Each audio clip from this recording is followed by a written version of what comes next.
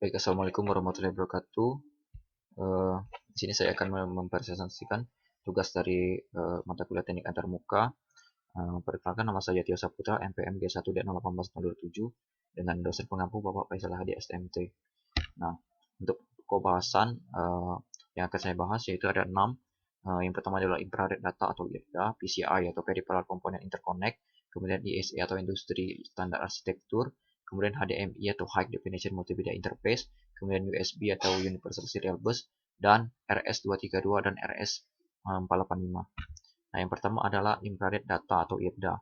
Penggunaan inframerah sebagai media transmisi data mulai diaplikasikan pada berbagai peralatan seperti televisi, handphone, sampai pada transfer data pada PC. Media inframerah ini digunakan baik untuk kontrol aplikasi lain maupun untuk transmisi data. Nah, untuk pengaplikasian inframerah itu bisa seperti remote televisi, PCD, atau bahkan untuk remote control pada AC. Sedangkan untuk handphone dan PC, media inframerah yang digunakan untuk tapi digunakan suatu standar protokol tersendiri, yaitu protokol IRDA. Untuk prinsip kerja dari IRDA, semua remote control menggunakan transmisi inframerah dimodulasi dengan sinyal carrier yang frekuensi tertentu, yaitu frekuensi 30 kHz sampai dengan 40 kHz. Nah, sinyal yang dipancarkan oleh transmitter diterima oleh receiver inframerah dan kemudian dikodekan sebagai sebuah paket data binar. Nah, untuk pengkodean pada remote inframerah pendekatannya ada 3 macam. Yang pertama itu adalah pulse width code signal. Nah, ini adalah bentuk dari signal pulse width code signal. Pada pengkodean ini, panjang pulsa merupakan kode informasinya. Jika panjang pulsa pendek, kira-kira 550 US, maka dikatakan sebagai logika L atau low. Tetapi jika panjang pulsa lebih dari 220 US, maka menyatakan logika high. Nah, yang kedua itu adalah space code signal. Dan ini adalah bentuk dari sinyalnya. Nah, pada pengkodean ini didasarkan pada jenjang atau pendeknya space. Jika panjang pulsa sekitar 550 atau kurang, maka dinyatakan sebagai logika low. Sedangkan jika panjang space lebih dari 1650, maka dinyatakan sebagai logika high. Yang ketiga adalah shift code signal. Nah, pengkodean ini ditentukan pada urutan pulsa dan space. Pada saat space pendek kurang dari 550 dan pulsa panjang lebih dari 1100, maka dinyatakan sebagai logika high. Tetapi sebaliknya, jika space panjang dan pulsa pendek, maka dinyatakan sebagai logika low. Nah, yang selanjutnya PCI, Peripheral Component Interconnect. Nah, pengertian dan sejarahnya. Untuk pengertian PCI adalah bus yang didesain untuk menangani beberapa perangkat keras. PCI adalah suatu bandwidth tinggi yang populer. Prosesor independen bus itu dapat berfungsi sebagai bus mezzanine atau bus peripheral. Standar bus PCI ini dikembangkan oleh konsorsium PCI Special Interest Group yang dibentuk oleh Intel Corporation dan beberapa perusahaan lainnya pada tahun 1992. Nah, ini adalah bentuk dari PCI. Di dalam PCI ini juga terdapat slot ekspansi, di mana pengertiannya adalah tempat motherboard yang digunakan untuk card tambahan. PCI merupakan bus yang tidak tergantung pada prosesor dan bandwidth tinggi yang berfungsi sebagai peripheral. PCI memberikan sistem yang lebih baik bagi subsistem I/O berkecepatan tinggi. PCI dirancang untuk memenuhi kebutuhan I/O. Nah, kemudian adalah ISA atau ISA, Industri Standar Arsitektur.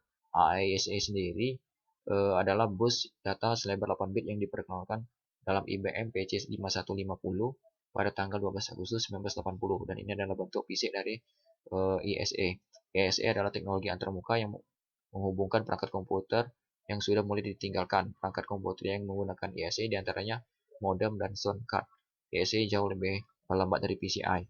Nah, perlu diketahui untuk zaman sekarang atau komputer-komputer zaman sekarang itu jarang sekali untuk menggunakan PCI ya, maksud saya ISA, karena ISA sendiri itu lebih lambat dari PCI sehingga itu tidak efisien lagi untuk digunakan.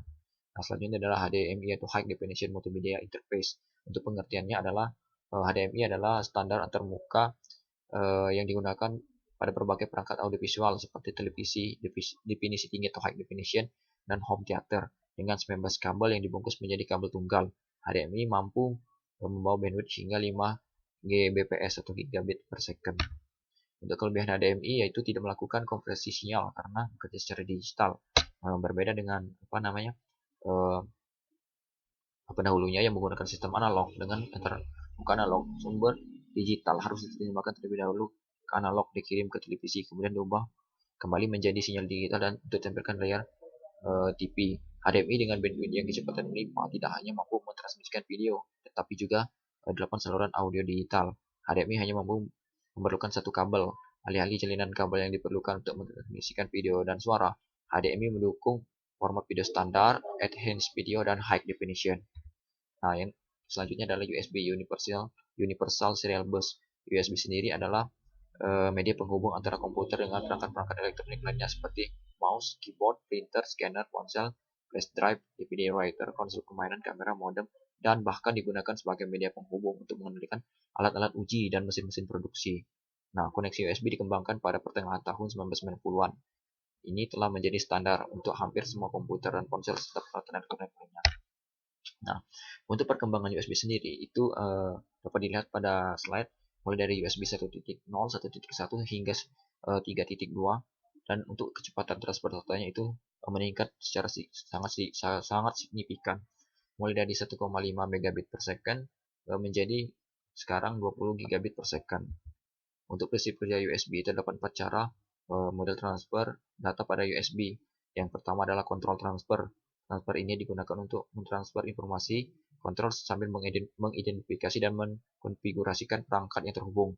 Kemudian bulk transfer. Dalam transfer ini data dalam jumlah besar ditransfer dan diverifikasi kebenaran datanya. Jenis transfer ini biasanya digunakan pada printer. Interrupt transfer. Transfer data ini untuk mentransmisikan data kecil secepatnya atau secepat mungkin.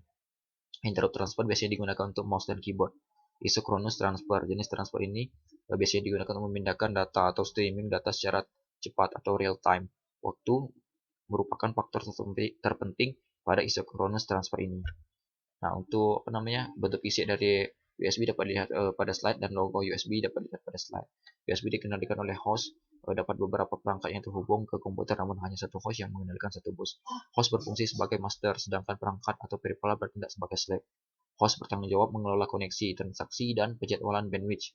Sistem USB menggunakan topologi berjenjang yang terdiri dari pengalamatan 7 bit. Dengan pengalamatan 7 bit tersebut, USB dapat mendukung hingga 127 perangkat sekaligus. Kabel yang digunakan pada USB itu terdiri dari 4 kabel wire yang masing-masing konduktor dilapisi dengan isolator atau dibungkus dengan isolator.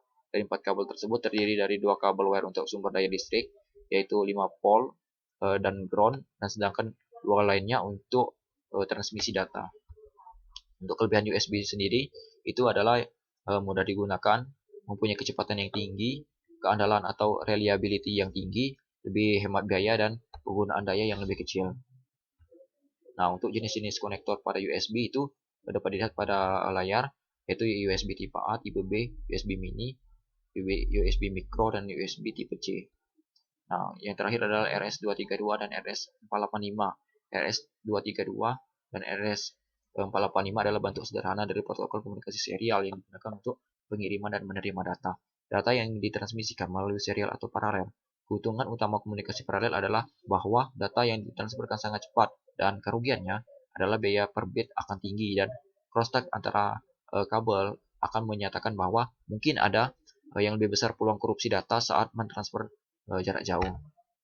Untuk perbedaan RS232 dan RS485 dapat dilihat pada gambar. Salah satunya adalah konfigurasi garis RS232 bersifat tunggal, sedangkan untuk RS485 itu diferensial. Nah, untuk kelebihan dan kekurangan RS232, yang pertama adalah kelebihan.